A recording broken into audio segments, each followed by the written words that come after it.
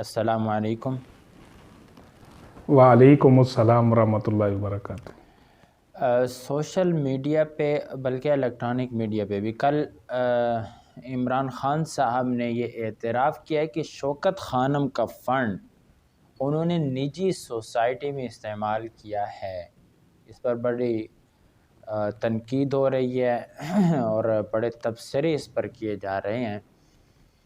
तो इस हवाले से मुझे तो ये कोई अनोखी बात नहीं लगी, क्योंकि मैं तो एक्सपेक्ट ये कर रहा था। क्योंकि इससे पहले भी जो इनके एक जो निकाह खां थे जिन्होंने रेहाम खान का निकाह पढ़वाया था, उन्होंने भी, मुफ्ती सईद हाँ, हाफिज़ सईद, उन्होंने भी अपनी जी एक स्पीच में ज़िक्र किया था कि भाई जो चंदे का ये जो फ़ंड किया जाता है, ये जो डोनेशन की जाती, इसको पार्टी ने इलेक्शन पे लगाया है।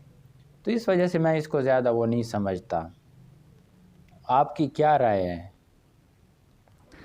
देखे जी, हम तो जब से ये खान साहब का प्रोजेक्ट चला हुआ है सारा कुछ तो सामने आया हुआ है अब ना। तो सामने आ चुका है, अब क्या तो ये बात ही नहीं रही है जी, कि भाई हम मतलब प्रोजेक्ट इखलाकी तौर पर क्या इसकी हैसियत रही है, माली तौर पर ये किस तरह का बंदा रहा है, और इसके बाद इसने मतलब इंतज़ामी तौर पर कितना नाअहल साबित हुआ, ये सारा कुछ ये तो सामने है। मैं और आप तो पहले दिन से, मैं तो बहरहाल इस पर अल्लाह का शुक्र अदा करता हूँ ना कि इस किस्म के उससे मैं बचा रहा। तो अब काफ़ी सारा तबका अभी भी वो इस तरह का फैन फॉलोअर है कि उसके सामने आप अब देखें, ख्वाजा आसिफ ने कौमी असम्बली में क्या स्पीच की थी। उन्होंने यही कहा था कि आपने चंदे के पैसे जुए में लगाए हैं, आपने चंदे के पैसे से जो है इलेक्शन लड़ा है, चंदे के पैसे से आपने बाहर के इन्वेस्टमेंट की है, और ये हद तक इज्जत वाला केस ये चल रहा है अदालत में। तो ख्वाजा साहब ने कहा मैं साबित करूंगा। तो खान साहब जो बात अपने मुंह से कह देते हैं ना, अपने मुंह से तस्लीम कर देते हैं, ये भी उनकी रेटिंग बढ़ा जाती है, उनके फॉलोअर्स के दरमियान उनको महान साबित कर जाती है। और यही बात जब पिछले 4-5 साल से या 10 साल से दूसरे लोग कह रहे हैं, तो वो उनके खिलाफ वो ऐसे पड़ जाते हैं कि मैं यहाँ वो लफ्ज़ मुनासिब नहीं समझता कि बस इनकी ज़बानें खुल जाती हैं जी कि दूसरे बंदे ने खान के बारे में ये बात क्यों की। इसका इम्पैक्ट क्या पड़ेगा? अब ये देखिए, इसका इम्पैक्ट क्या पड़ेगा, केस चल रहा है उस हवाले से, या नया केस इसमें से निकलेगा? अब ये एक देखें, पाकिस्तान के अंदर एक एक्ट पास है आपका इसके बारे में, चैरिटी एंड एनजीओज के हवाले से ना, चैरिटी फंड और इस तरह की चीज़, ये पाकिस्तान के पास कि आपको जो पैसा मिलता है ना, आपने उसी काम के अंदर लगाना होता है। अब आप वायलेशन करते हैं। दूसरी चीज़, सारा कुछ छोड़ दें आप कि देखें खान की इतनी बड़ी उसकी वो इदारों के ख़िलाफ़ किस तरह का उसने काम किया भाई। उसने रियासत के ख़िलाफ़, इंडिया के साथ उसने जो ये इंडिया कश्मीर पॉलिसी पर, फिर सारा कानून तो हमारा अंधा लूला है ना, ये तो मानना पड़ेगा। खान साहब वाकई लाडले हैं कि ये तो मामूली सी चीज़ है ना, ये तो उसकी अपनी एक प्राइवेट कह लें कि ये उसके ज़ाती उसका पैसा जी खर्च हो गया सारा। लेकिन जो चीज़ें उसने पाकिस्तान के आइन के खिलाफ की हैं, उस पर हमने थोड़ी उसको सजा दी है, थोड़ा उसको पकड़ा है। वो आज भी दंदनाता फिर रहा है, आज भी उसका जिसके खिलाफ जी चाहता है वो चार्जशीट करके बैठ जाता है। समझता हूँ कि तो इससे बुज़दिल हुकूमत मैंने नहीं देखी, पीडीएम की इस हुकूमत जी। ये भाई, अब आप रोज हमें कोई ना कोई चीज बता देते हो, ये हमारा पैसा है, ये हमारा नुकसान हुआ है। आज मैं और आप जो ये अफरीद से भुगत रहे हैं, महंगाई से भुगत रहे हैं, बेरोजगारी से भुगत रहे हैं, इसका मुजरिम कौन है? अच्छा, ये जो नया इसका खड्डा इनका पड़ा है आर्मी चीफ के साथ जी, सुनने में अब आ रहा है, इन्होंने जी चल रही हैं भाई, अब यही से अंदाजा लगा लेना वो किधर है वो कान। मेरे और आपके कान तो सुन लेते हैं, हमें पता भी चल जाता है खान साहब ने ये लफ्ज़ कहे हैं, किसके बारे में कहे हैं। उन्होंने दोबारा वही XY की कहानी शुरू की है जी। लेकिन मसला वो है कि इसके खिलाफ कोई इसको क्यों नहीं कोई पकड़ता। तो यहाँ कोई गरीब आदमी को बात करते तो ये जो XY जी हैं, ये अभी भी बैठे हैं या अंदरूनी खाना भी न्यूट्रल हैं?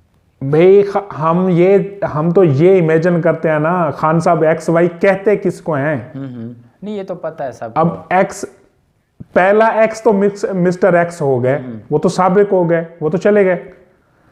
उन्होंने ये कहा कि बाजवा साहब के जाने पर हमें ये था, उम्मीद थी कि सब कुछ न्यूट्रल होगा ये वो, लेकिन वो ऐसा नहीं है। हमारे एमपीएस के बाजू मरोड़े गए हैं, हमारे एमपीएस के बाजू मरोड़े जा रहे हैं। तो जब तो अगर भाई कहाँ किसने मरोड़े हैं? नहीं, अगर बाजू मरोड़े जाते तो एतमाद का वोट जी। ले पाते।